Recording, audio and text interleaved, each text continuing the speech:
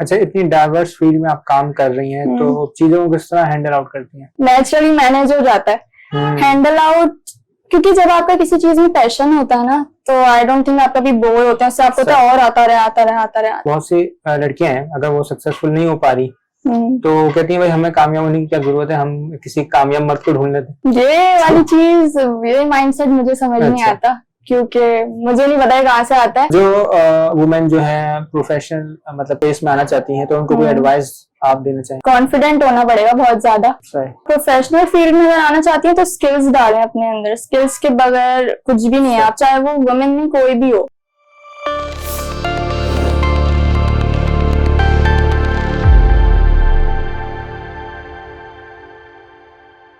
अस्सलाम वालेकुम to everyone, hope you are fine and feeling well. आप देख रहे हैं मेरी कामयाबी चैनल, जहां पर हम लेके आते हैं सक्सेसफुल लोगों को जो अपनी सक्सेस स्टोरी हमारे साथ शेयर कर सकते हैं।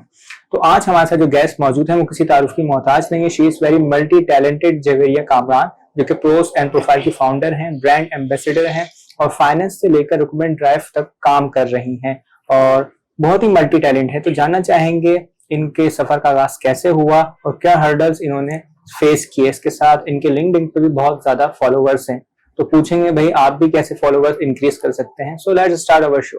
अस्सलाम वालेकुम। वालेकुम अस्सलाम। कैसे मिजाज हैं आपके? अल्हम्दुलिल्लाह, आप कैसे? जी अल्हम्दुलिल्लाह, मैं भी बिल्कुल ठीक।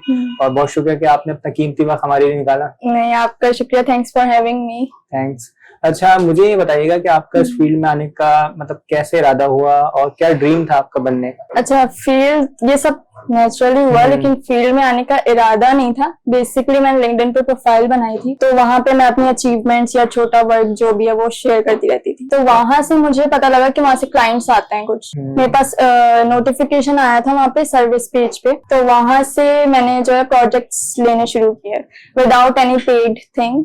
वहां से मैंने प्रोजेक्ट्स लेने शुरू किए, तो फिर मुझे मैं ये भी कर सकती हूँ, मैं रिज्यूमे राइटिंग भी कर सकती हूँ, उसको रिव्यू भी कर सकती हूँ। तो वो होते होते ऐसा हो गया कि मुझे मजा आने लग गया, उसमें मुझे पैशन मिल गया। और फिर लिंक्डइन से ही फिर जब फॉलोअर्स ज्यादा हो गए ना, तो मैंने सोचा कि चलो यहाँ से तो क्लाइंट्स आ रहे हैं और मेरे प्रोजेक्ट्स हो जाते हैं, तो क्यों ना मैं एक ऐसी ऑनलाइन सर्विस, एक ऐसा प्लेटफॉर्म निकालूं जहाँ पे वर्क ही ये हो, जहाँ पे मैं सारी सर्विसेज कंबाइनली एक साथ दे सकूं। बेसिकली प्रोज एंड प्रोफाइल ये है कि उसमें रिक्रूटमेंट सर्विसेज मैं देती हूँ, resume writing, assignment writing, career counselling हो गई, एजुकेशन काउंसलिंग हो गई, मुझे ग्राफिक डिजाइनिंग भी आती है, तो उसकी सर्विसेज मैं देती हूँ। और ये ग्लोबली है, ये नेशनली नहीं है, इंटरनेशनल है। और यहाँ बांग्लादेश, यूएई, यूके, यूएसए, सब डिफरेंट कंट्रीज से सारे क्लाइंट्स मिलते हैं। तो प्रोज एंड प्रोफाइल का मकसद ये था कि सारी सर्विसेज एक जगह कंबाइन करूँ, लोगों को एक ऐसा प्लेटफॉर्म मिले जहाँ से वो इजीली काम करवा सकते हैं, चाहे वो बिजनेस हो या इंडिविजुअल्स हो, और अपनी लिंक्डइन की प्रोफाइल ऑप्टिमाइजेशन करानी हो, पर्सनल ब्रांडिंग करवानी हो, या फिर अपने बिजनेस को ग्रो करवाना हो,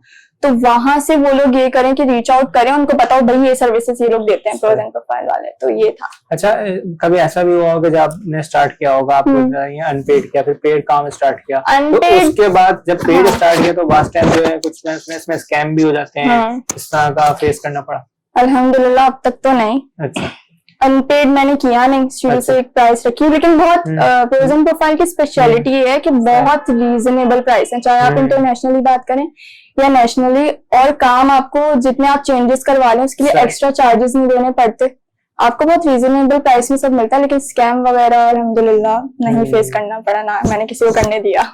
अच्छा, इसके अलावा आपकी और दीगर क्या मसरूफियात है, मतलब यही फोकस है या पढ़ाई के हिसाब से अभी कंटिन्यू है? मसरूफियात तो यही है कि पढ़ाई भी चल रही है, फिर जॉब भी है और फिर एक ये चीज भी है, तो इसी में मसरूफ रहती हूँ। अच्छा, इतनी डाइवर्स फील्ड में आप काम कर रही हैं तो चीजों को किस तरह हैंडल आउट करती हैं? नेचुरली मैनेज हो जाता है हैंडल आउट, क्योंकि जब आपका किसी चीज में पैशन होता है ना तो आई डोंट थिंक आप कभी बोर होते हैं, उससे आपको तो और आता रहे। अच्छा, जो मतलब फीमेल्स इस इंडस्ट्री में काम करना चाहती हैं, इस फील्ड में काम करना चाहती हैं, उनको क्या आप आइडिया देंगी, मतलब जो स्टार्ट करना चाहती हैं इस फील्ड में, जो स्टार्ट करना चाहती हैं, मैं उनको ये बोलूंगी कि सबसे पहले तो be confident, be yourself, and when being yourself you are automatically confident, and when you are confident you can make your own identity. आपको कुछ किसी को कॉपी करने की जरूरत नहीं है, अपना स्टाइल रखें एक। और मुझे लगता है हम जब किसी को कॉपी करते हैं ना तो हम अपनी आइडेंटिटी नहीं बना पाते, जो कि हम नेचुरली होते हैं। जितने भी स्टेरियोटाइप्स हैं उसको आप छोड़ के जो आप अंदर से हैं आपको वो दिखाना चाहिए, और उसी के थ्रू आई थिंक कॉन्फिडेंस आता है, और जब कॉन्फिडेंस आता है तो आइडेंटिटी खुद ही बन जाती है। अच्छा, एक सवाल थोड़ा अलग से हटके ये है कि जैसे बहुत सी लड़कियां हैं, अगर वो सक्सेसफुल नहीं हो पा रही तो कहती हैं भाई हमें कामयाब होने की क्या जरूरत है, हम किसी कामयाब मर्द को ढूंढ लेते हैं। ये वाली चीज, ये माइंडसेट मुझे समझ नहीं आता, क्योंकि मुझे नहीं पता है कहाँ से आता है। आपको खुद अपनी इंडिविजुअलिटी, अपनी पहचान बनानी है। अपनी पहचान तो बनानी चाहिए ना। अगले पे इतना डिपेंडेंट हो जाओ कि वो ही अजीब वो हो जाए कि नहीं भाई ऐसे नहीं करना चाहिए। अगर हम फेल हो जाएंगे तो अम्मी रिश्ता कर देंगी। हाँ, कुछ ये मेंटेलिटी मेरी कॉलेज की लड़कियों में बहुत थी, लेकिन मुझे बिल्कुल नहीं पसंद ये। आपको आप जब खुद ही कुछ नहीं है तो आई थिंक आप जब खुद कुछ होता है ना तो अगला भी आपकी रिस्पेक्ट और वैल्यू आपको देता है उतनी ज्यादा। जब तक आप खुद कुछ नहीं होंगे तो ऐसी बात है वो भी आपको जो है ना कंट्रोल रखेगा। हाँ, और फायदा नहीं है, मतलब ऐसी लाइफ का क्या फायदा आप जब कुछ करें ही नहीं आके। किसी मकसद के लिए अल्लाह ताला ने पैदा किया आपको, आप अपना मकसद ढूंढे और कुछ करने आए हैं यहाँ पे। हाँ, मतलब अपनी फील्ड में आपने कुछ काम करना है, कुछ मतलब एक हो रहा है ना अपने घर के लिए, अपने लोगों के लिए नाम रोशन करना है, पाकिस्तान का नाम रोशन करना है, तो शादी सिर्फ मकसद नहीं है, और भी दूसरे काम होते हैं। बिल्कुल ऐसा ही है। अच्छा, दूसरी बात मेरी ये है कि आप ब्रांड एम्बेसडर हैं, कौन से ब्रांड्स के लिए अब तक आप काम कर चुके हैं? मैं Syntax resource HR consulting and training firm है वो, तो उन्होंने मुझे ब्रांड एम्बेसडर के लिए चुना बिकॉज ऑफ माय फॉलोइंग, और फिर मैं एचआर में भी हूँ। तो वहाँ पे ये है कि ब्रांड एम्बेसडर होने का फायदा भी बहुत होता है। वो ये है कि आपको डिस्काउंट्स मिलते हैं कोर्सेज पे, और उस प्लेटफॉर्म के थ्रू आप दूसरों को जो है ला सकते हैं कि भाई ये वाकई बेनिफिशियल चीज है, आप इसको आके यहाँ के कोर्सेज करें और यहाँ पे आके आप ट्रेनिंग लें प्रॉपरली। अच्छा, मैं बहुत सिलेक्टिव हूँ चीजों को लेके। अब जैसे ब्रांड एम्बेसडर की ऑफर्स आई थी मुझे, अब पता नहीं ये थोड़ी कंट्रोवर्शियल बात हो या ना हो, बट मुझे अपने आप को इन्फ्लुएंसर कहलाना बिल्कुल पसंद नहीं है, क्योंकि जो मेरे फॉलोअर्स हैं वो नेचुरल इंक्रीज हुए हैं। मेरा कभी आइडिया नहीं था फेमस होने का या स्पॉटलाइट का। हाँ, ये सब लोग बहुत पीछे पड़ते हैं ना कि हो जाए कर रहे होते हैं ना, तो नहीं होगा, कभी भी नहीं होगा। SEO वगैरह करवाना, हाँ, ये सब नहीं, ऐसे कभी नहीं होगा। आपको ना उसमें आपकी ओरिजिनलिटी होनी चाहिए, कुछ मकसद होना चाहिए उसका कि क्या मैं शो कर रहा हूँ बाहर, क्या कर रही हूँ। तो वो नहीं, उसके बगैर फॉलोअर्स नहीं होते। मेरा कभी भी प्लान नहीं था कि मेरे इतने फॉलोअर्स हो जाएं। नेचुरली वो बिल्डअप इसलिए हुआ क्योंकि मैं अपने काम से काम रखती हूँ और मैं अपने काम पे ज्यादा फोकस रखती हूँ, तो वो नेचुरली बिल्डअप हुआ क्योंकि लोगों ने देखा ना क्या कर रही हैं, और फिर मेरे थ्रू कंपनीज मुझसे कनेक्ट हुई, तो उनकी अलग से क्या कहते हैं एडवर्टाइजमेंट हुई through my profile. Brand ambassador का ये है कि ऑफर्स आई थी बट मैंने रिजेक्ट कर दी थी, क्योंकि कुछ काम ऐसा है जो मुझे नहीं, मतलब मुझे सूट नहीं करता, मैं नहीं करना चाहती। तो थोड़ा सा मेरे साथ ये भी हुआ था कि लोग तो समझते हैं आपको, जब आप थोड़े से स्पॉटलाइट में आने लग जाते हैं ना कि आपसे कुछ भी कह सकते हैं। लाइक कभी कभी तो ऐसा भी होता है कि आपके पास कोई ऑफर आएगी, आप उसको रिजेक्ट करेंगे ना, तो वो ऐसे रिएक्ट करेंगे कि भाई इसने कैसे मना कर दिया, अपने आपको पता नहीं क्या समझती है, जबकि ये केस नहीं होता। सबकी उसमें बोलते हैं कि भाई बहुत ही एटीट्यूड है। हाँ, बहुत एटीट्यूड है, जबकि जो लोग मुझे जानते हैं ऐसा कुछ भी नहीं है। जबकि ऐसा होता है कि आप हर कोई सिलेक्टिव होता है, उसको पता है ये करना है ये नहीं करना। तो उसमें मैं बहुत क्लियर हूँ कि मुझे क्या करना है क्या नहीं करना।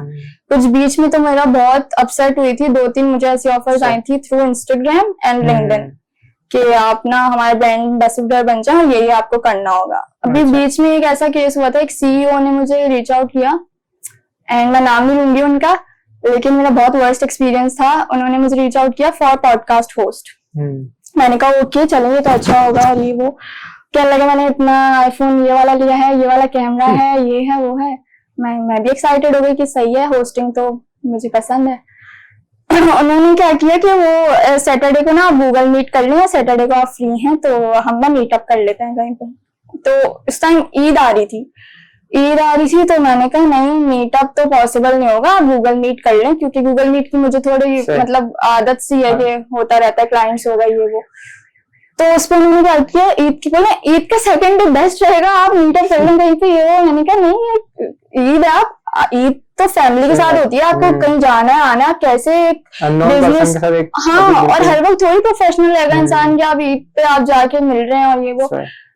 तो मैंने बोला मैं आपको रात तक कंफर्म करूंगी, देखिए ईद है तो हो सकता है, अब हमें अगले दिन जाना था कहीं। तो उन्होंने ना कॉल्स करने लगा कि ये है आपका प्रोफेशनलिज्म, आपका नाम है, देख लिया आपको ये वो।